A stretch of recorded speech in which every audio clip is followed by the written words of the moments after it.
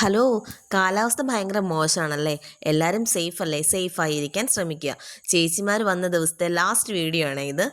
ഈ കുക്കിങ്ങും കാര്യങ്ങളൊക്കെ ഇത്രയും സന്തോഷത്തോടെ കാണിച്ചാലും ഞങ്ങൾക്ക് ഒരുമിച്ചിരുന്ന് ഭക്ഷണം കഴിക്കാൻ പലപ്പോഴും പറ്റാറില്ല, ചേച്ചിമാരും ഞാനും ഏട്ടനും ഒക്കെ കൂടെ. പക്ഷേ ഇന്ന് നൈറ്റ് അത് സംഭവിച്ചു എന്നുള്ളതാണ്.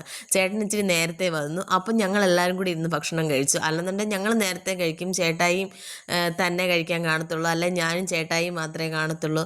അങ്ങനെ ഞങ്ങൾ കുറച്ച് കുശുമ്പും കുന്നായ്മയൊക്കെ പറഞ്ഞ് ഡൈനിങ് ടേബിളിൻ്റെ വട്ടത്തിൽ ഇങ്ങനെ ഇരുന്നു.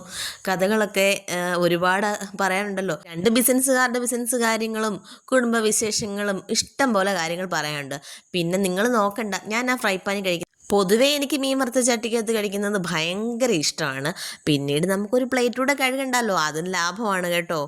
പിന്നെ ചേച്ചിമാരെ കുറിച്ച് എന്താ പറയണ്ടേ, അവളന്മാർ നല്ല വൈബാണ് കേട്ടോ.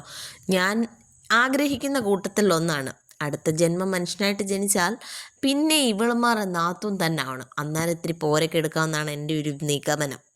പിന്നെ ഏട്ടൻ്റെ സ്വഭാവമാണ് ഈ കാണുന്നത്. എന്താണെന്ന് അറിയാമോ? കുട്ടികൾ ഉറങ്ങാൻ പോയി കിടന്നാലും അവരെ പോയി ഉണർത്തുന്നത്. അങ്ങനെ ഞങ്ങൾ പോയി കിടന്നുറങ്ങിയിട്ട് പിറ്റേ ദിവസം രാവിലെ എഴുന്നേറ്റപ്പോൾ എന്താണ് ബ്രേക്ക്ഫാസ്റ്റ് എന്നറിയാമോ? അപ്പവും നല്ല ചിക്കൻ കറിയുണ്ട്, ഗ്രീൻ പീസ് കറിയുണ്ട്.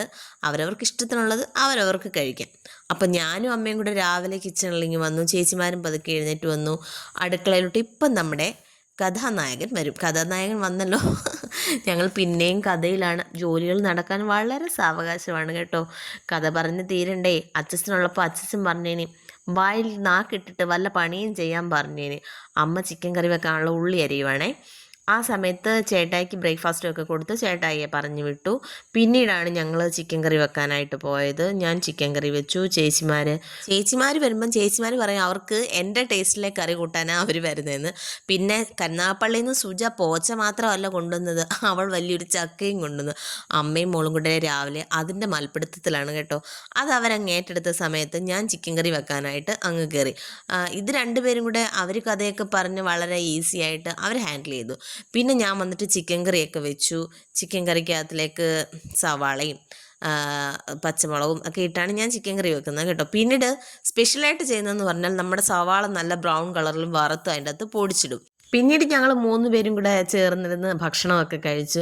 ഇനി എന്നാ 3 പേരും കൂടി ഇങ്ങനെ ചേർന്നിരിക്കുന്നത്? മിക്കവാറും ഓണത്തിനായിരിക്കും കേട്ടോ.